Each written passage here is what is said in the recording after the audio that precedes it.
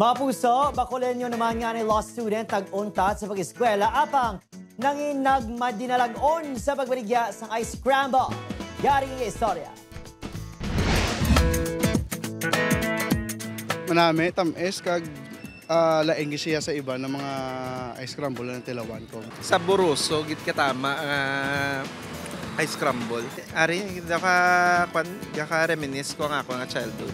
Sa mainit nga panahon, magluwas sa ice cream, isa sa mga paborito nga kanon sang bata ukon, tigulang amo ang ice scramble. Sa masami, mabakal ang iningasahis na dessert sa rolling carts nga ginalibod sa dalan. Kasubong na lang sang rolling cart ni Anthony. Kasubong sang sining nga rolling carts. Ang kabuhi isang 56 anyos sa si Anthony, nag-agiman sa ginatawag nga ups and downs. Ang katamis sang ice scramble, mapaanggid man sa success nga nalapos ang mismo tag-iya sini. Nagtrabaho sad to bilang isa ka speechwriter si Anthony sa Surigao del Norte. May kurso inisad to nga law sa University of Negros Occidental, Recoletos. Apang, wala sini natapos. Pero, bangod sa pila ka sirkumstansya, kinahanglan sini nga buya ng handom nga mangin abogado. Sa baylo, nagpangita sang pwede tutukan nga pala nga buhian.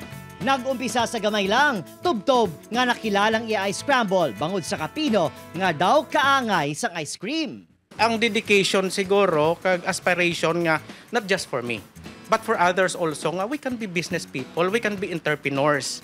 It is just a matter of, looking at the brighter side of everything. Kung do kabudlay na sang employment, may option man.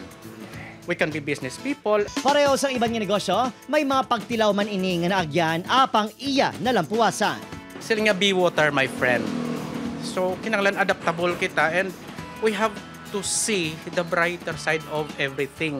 Ang kapisan, guts, kag winner mindset ni Anthony sa negosyo. Nagaserbing inspirasyon sa mga himata nga nakaambit man sa grasya nga ginapangabudlayan. 100% proud gid Sir A. Kay very, ka-amaze bala sa kabataan. Any ages, pwede niya siya kakaon. Sa karon, malipayon na si Anthony samtang ginatutukan ang negosyo sini. Wala na inisang plano nga magbalik sa pag-eskwela. O Ba't Karingon Casillo, Adrian Prietos, Western Visayas.